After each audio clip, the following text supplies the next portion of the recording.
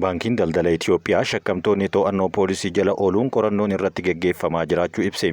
Lagannaa hojii ogeeyyii fayyaatiin wal qabatee haakimoonni buleeyyiin dhiibbaan hojii itti dabaluu fi dhukkubsattoonni yaala isaan barbaachisu argataa akka hin jirre dubbatan. Itoophiyaan ogeessota herregaa ogummaa isaaniitiin mirkanaa'ee 540 hin caalle akka qabdu dubbatamee jira. Waltajjiiwwan miidiyaa hawaasaa yeroo waraana Tigraayitti qabiyyee duguuggaa sanyii haala gahaa ta'een to'achuu dhabuu isaanii qorannoon akeekeetii jira. Oduu kanaa fi kanneen birootis qabanneetiin jira. Kabajamtootaa fi jaallatamtoota hordoftoota qaroo miidiyaa oduu fi odeeffannoowwan keenya sa'aatii isin biraan geennu hangafoota isaaniitiin jalqabneerra. Hanga xumuraatti nu waliin akka turtanis naffeerra gara bal'ina oduu keenya kan guyyaa har'aatiif qabanneetti isin dabarsina. Baankiin daldalaa shakkamtoonni to'annoo poolisii jala ooluu qorannoon irratti geggeeffamaa jiraachuu ibse. Baankiin daldala Itoophiyaa yaalii mallaqa seeraan alaa akkaawuntii baankichaa irra daddabarsuu erga fashaleessee booda shakkamtoonni yaalii kana kan geggeessan to'annoo jala ooluudhaan dhimmichi qaama dhimmi ilaallatuuf gabaafamee poolisiin qorannoo irratti geggeessaa jiraachuu ibseera. Baankiin daldala Itoophiyaa irraa birriin biiliyoona 7.7 hatamuu yookaan baankii irraa gara herrega dhuunfaatti akka dabarfame odeeffannoo miidiyaa hawaasaa irratti tamsa'aa kan ture yommuu ta'u, saamtonni akka hin qabanneef namoonni dhimmicha keessatti hirmaatan tokkoon isaanii birrii miiliyoona 50 akka argataniif baankichi dhimmicha haguugee akka ture kanaan dura gabaafamaa ture jira. Dhimma kana ilaalchisee baankichi ibsa kaleessa baaseen akka jedhetti miidiyaaleen dhimmichi guutumatti soba ta'uu ibsuudhaan maallaqni baankii keessaa hatame tokkollee kan hin jirree fi garuu maallaqa guddaa baankicha irraa gara akkaawuntii dabarsuudhaaf yookaan hatamuudhaaf yaaliin godhamuu amaneera. Itti dabaluudhaan sirni to'annoo keessoo cimaa baankii keenyaa yaaliin erga raawwatamee daqiiqaa muraasa keessatti daldala kanam shakkisiisaa godhamuu kan yaalame ta'uu argatee maallaqni tokkollee osoo hin ba'in yaaliin kun battalumatti fashalaa'eera jedheera. Baankiin keenya sirna to'annoo cimaa qabuun maallaqa kana haleellaa irraa eegee dhimmicha qaama seera ilaaluuf yookaan qaama dhimmi ilaallatuuf gabaasuun shakkamtoonni to'annoo jala oolan jechuudhaan qorannoon irratti geggeeffamaa jiraachuu eeruun ammas adeemsi qorannoo kanaa hin xumuramne jechuudhaan dubbataniiru. Lagannaa hojii wal qabatee haakimoonni buleeyyiin dhiibbaan hojii itti dabaluu fi dhukkubsattoonni yaala barbaachisu argachaa akka hin jirre dubbatan. Haakimoonni buleeyyiin hospitaalota biyyattii garaagaraa keessa hojjetan sababa lagannaa hojii ogeeyyii fayyaan geggeeffamaa jiruun dhiibbaan cimaan yookaan dhiibbaan guddaan itti baay'achaa akka jiruu fi dhukkubsattoonni tajaajila isaan barbaachisu akka hin arganne himaniiru. Guutuu biyyattiitti kaffaltii madaalawaa argachuu dabalatee gaaffilee qabxii 12 akka argataniif lagannaa hojii ogeessota fayyaatiin geggeeffamaa jiru torbee sadaffaa kana seenee yommuu ta'u yeroo ammaa kana haakimoonni ol'aanoon hospitaalota guutuu biyyattii keessatti hojjetan hojiin itti baay'achuu isaanii kaasaniiru. Dooktarri buleeyyiin hospitaala ispeeshaalaayizii Xuqur Ambassaa nageenya isaaniitiif maqaan koo akka hin himamne jedhe Addis Istaandarditti akka himetti kophaa isaanii dhukkubsattoota kutaa yaala ariifachiisaa yookaan emerjensii jedhamu galan hedduu yaaluudhaaf dirqama itti ta'uu eeruudhaan kanaanis dhiibbaan hojii hedduu akka isaanitti cime dubbataniiru. Itti dabaluudhaan dhukkubsattoonni kutaa yaala ariifachiisaa hedduun kophaa isaanii akka isaan kunuunsuun dirqamsiifaman yookaan dirqama ta'an jiraachuun kunis dhukkubsattoonni yaala isaan barbaachisu akka hin arganne taasisaa jiraachuun ammoo rakkoo biraati jechuun dabaleera. Namoonni kutaa yaala ariifachiisaa qofa keessa jiraachuun qofti gahaa miti kan jedhan doktorri kun fakkeenyaaf dhukkubsattoonni yaala baqaqsanii hodhuu yookaan yaala cimaa barbaadan akkasumas deddeebi'anii yaalaman jiraachuu danda'u. Ammaaf garuu beellamni kennuu qofa malee wanti nu goonu tokkollee hin jiru jedhaniiru. Haala baay'ee ulfaataa ta'e keessa jirra kan jedhan hundi keenya wanti furmaata argatee dhukkubsattootaaf tajaajila barbaachisaa ta'e kennuu barbaanna. Yaalli hojii gareetii yookaan nama dhuunfaa tokko waan hin taane namni tokko kophaa isaa waan gochuu danda'u hin jiru. Qulqulleessituu irraa kaasee hanga dhumaa ispeeshaalistootaatti waliin hojjanna jechuunis dubbataniiti kan isaan jiran. Kanaan dura dhukkubsattoonni yeroo dhufan mallattoon barbaachisaa fi seenaan fayyaa isaanii sakatta'uun turuu yaadachiisuudhaan amma garuu akkas miti.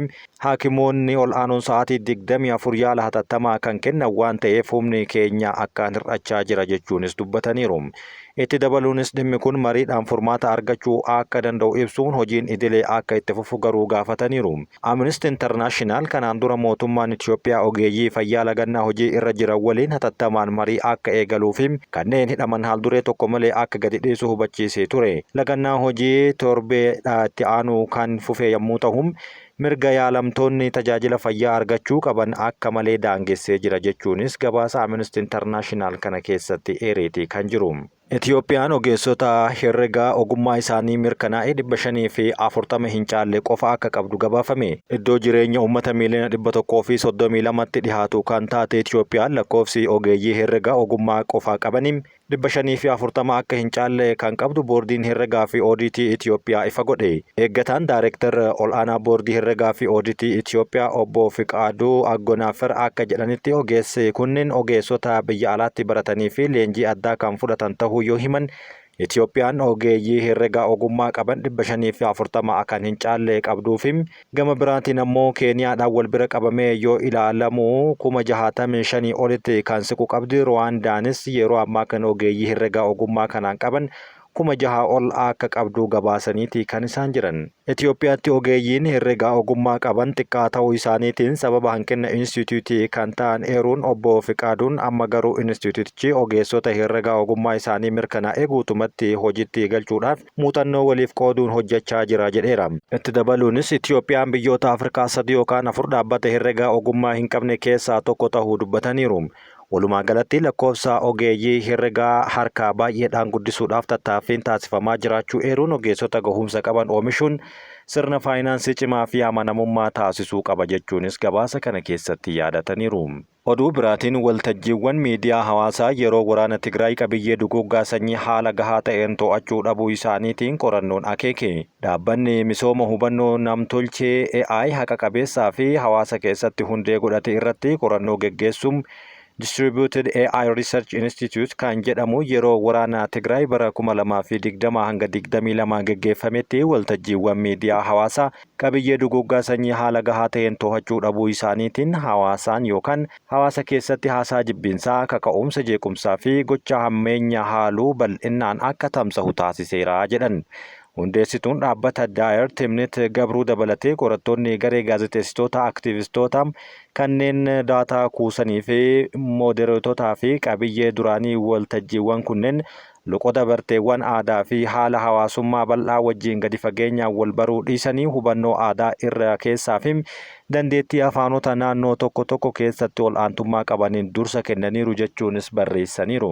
Qorannoon kun yeroo waraana Tigraay qabiyyeewwan osoo hin to'atamin hafan irratti xiyyeeffate yoo ta'u, Feesbuukiin biyya uummata miiliyoona 120 ol qabduu fi afaanota 100tti tilmaamamu keessa dubbatu Itiyoophiyaan keessatti yeroo hojjetu afaanota san keessaa 2 qofaan sirreeffamaa kan qabuu fi yookaan sirna mirkeessaa qabiyyee deeggaruu akka qabu sanadoota keessoo Firaansis Haugan caqasuudhaan gabaasaniiru. Qabiyyee yeroo waraanaa to'achuudhaaf ogummaa barbaachisu hubachuuf qorattoonni kun qorannoo yaadannoo ji'oota 4 fi maxxansa duraan yookaan Tiwutara jedhamu kan amma X 340 kan kuusaa daataa miiliyoona 5.5 irraa fudhatamee geggeessaniiru. Adeemsa kana irratti ogeeyyiin 7 afaan Amaaraa, afaan Tigriffaa, afaan Arabaa fi Ingiliffaa sirritti beekan hirmaataniiru kan jedhanii fi beekumsi loqoda barreeffamoota miidhaa geessisan adda baasuu keessatti murteessaa ta'uu mirkaneessiniirra jechuunis qorattoonni kunniin barreessaniiru. Haa ta'u malee ogeeyyii kana birattillee waliigaltee dhabuun jalqaba irratti mul'ate ol'aanaa yoo ture, qorannoon kun akka gabaasetti ogeeyyiin keenya yeroo sana 71 waliigaluu dhabuun jalqaban. Kunis walgahii marii 5 hordofuudhaan gara 40tti gadi bu'eera. Tokkoon barreeffama isaan irratti walii hin galle sababa waliigaltee dhabuu isaaniitiin yaadannoon kan kenname yommuu ta'u, murteen dhumaa marii booda murtaa'uu jechuunis dubbatanii jiru. Qorannoon kun waltajjiiwwan moodereetota afaan tokko dubbatan gidduutti garaagarummaa loqodaa akka jiraatuu fi moodereetota beekumsa aadaa gadi fagoo qaban caqasuuf yaada dhiheesse yoo ta'u, akkasumas kanneen imaammata baasan madda tajaajila daataa itti gaafatamummaa fi naamusaa qabu mirkaneessuudhaaf ulaagaalee ifa ta'anii fi hojii irra ooluu danda'an akka diriirsanis gorsaniiru. Dabalataanis waltajjiiwwan adeemsa moodereetotaa fi yookaan moodereetonni kunniin waliin imaammata qopheessanii fi haaromsan akka mijeessan hubachiise. Akkasumas walgahii marii yeroo baay'ee kan sodaa malee ilaalcha adda addaa wal jijjiiruu jajjabeessuu akka geggeessanis gorseeti jira. Akkasumas kana malee jechuudhaan yoo itti dabalu keessumaa naannolee waltajjiiwwan miidiyaa hawaasaa waldhabdee kakaasuudhaaf oolaa jiran keessatti adeemsa to'annoo qabiyyee irratti waggaa waggaadhaan gabaasa iftoominaa akka dhihaatus gaafateera. Daayer kanaan dura waltajjiiwwan miidiyaa hawaasaa qabiyyee Itiyoophiyaa fi Eertiriyaa gidduutti waraana kakaasan babal'isaa jiru jechuun akeekkachiisuun kan yaadatamu yommuu ta'u, kanaafis qooda fudhattoonni idil addunyaa fi naannawaa gaaga'amaa waraanni Tigraay geessise akka hin deebifneef saffisaan tarkaanfii akka fudhatan jechuunis dubbatee jira. Itoophiyaatti namoonni dhibeewwan koleeraa busaa fi giffiraan qabaman dabaluu gabaasni kilaastara fayyaa Itoophiyaa akeeke. Amajjiidhaa hanga ebla bara 2025 gidduutti Itoophiyaa keessattuu naannolee akka naannoo Amaaraa, Gamfii, Gambeellaa, aanaalee 32 fi namoonni 4,056 dhibee koleeraa kanaan qabamuu dubbatameera. Lubbuun namoota 42 darbuun kan gabaafame yommuu ta'u, naannoo Amaaraa qofa keessatti namoonni dhibee kanaan qabaman keessaa dhibbantaa 89.9 aanaalee 4 keessatti ta'uunis gabaasa biraa eerameera. Dhibeen busaas haala kanaan kan babal'ate yommuu ta'u, lakkoofsi namoota dhibee kanaan qabamanii kophaatti miliyoona 1.9 yoo ta'u, kanaan ammoo lubbuun namoota 77 darbee jira. Ji'a eblaa keessa qofa aanaalee 1,147 keessatti dhibeen kun kan mudate yommuu ta'u, Gaambeellaan baay'ina namoota 100,000 keessa 462 dhibee busaatiin qabamuun tatamsa'ina ol aanaa agarsiisee jira. Weerarri dhibee giffiraa ammallee itti fufee jiraachuun namoonni 3,908 dhibee kanaan kan qabaman yommuu ta'u, namoonni 22 ammoo du'aniiru.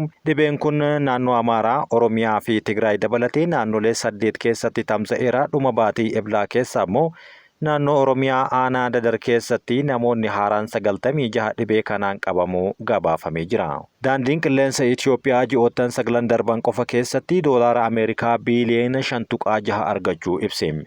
Daandiin qilleensa Itoophiyaa bara baajataa kana keessa ji'oottan 9 darban keessatti imaltoota miliyoona 14.5 deddeebisuudhaan galii doolaara Ameerikaa biiliyoona 5.6 argachuu hojii geggeessaan dhaabbatichaa obbo Masfin Xaasoo dubbatan. Galiin kunis kan bara darbee yeroo wal fakkaatu wajjin wal bira qabamee yoo ilaalamu caalmaa dhibbantaa 8 akka qabuu fi lakkoofsi imaltootaa ammoo dhibbantaa 13 akka dabale hojii geggeessaan kun dubbateera.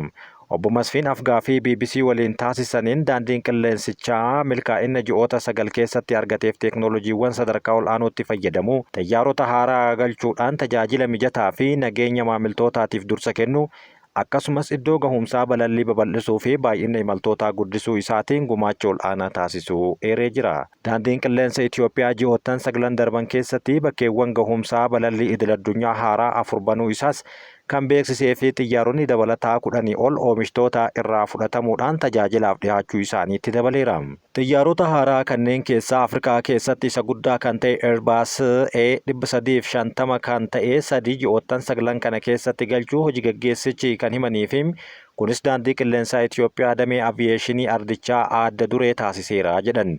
Dabalataan baatii waxabajjii dhufu gara Hindii fi Emireetota Araba gamtoomaniitti balallii idil-addunyaa dabalataa akka eegalu kan eeran hojii geggeessichi kun akkasumas xiyyaarota Airbus A352 akka biyyatti galchus dubbateera.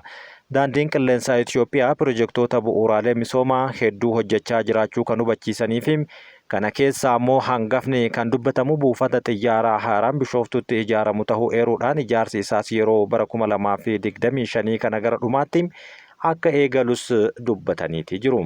Oduu biraatiin ammoo qonnaan bultoonni godina Waaqa Himraa sababa nyaata isaan mudateef qe'ee isaaniirraa buqqa'aa jiraachuun dubbatame.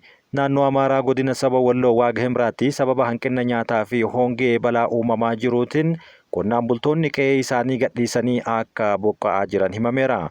Godinichi namoota 118 gargaarsa nyaataa guyyaa kan isa barbaachisu ta'uu yoo gabaasu, itti gaafatamaan misooma qonnaa godinichaa obbo Siyyum Abaata yaada DW'tti himaniin akka jedhanitti kanaan dura deeggarsa kan turee fi carraaqqii mataa isaaniitiin jiraachuu kan turan yommuu ta'u, yeroo ammaa kana garuu dhaabbatee hawaasichi godaansa rakkinnaa fi dararaan hedduun irra gahuu himeera. Barsiisaan mana barumsaa godinicha keessa jirus akka jedhanitti barsiisuun kan hin danda'amnee fi barattoonni mana barumsaa tokko irraa hanga 160 ta'an sababa hanqina nyaataatiin mana barumsaa kana addaan kutanii hafaniiru jechuun gabaasa isaanii kana keessatti eeree jira. Oduu keenya kan har'aa kan xumuraatiin Israa'el keessatti namoota 2 Itoophiyaa irraa deebi'an dabalatee namoonni 3 dhukkuba koleeraatiin qabamuu himameera.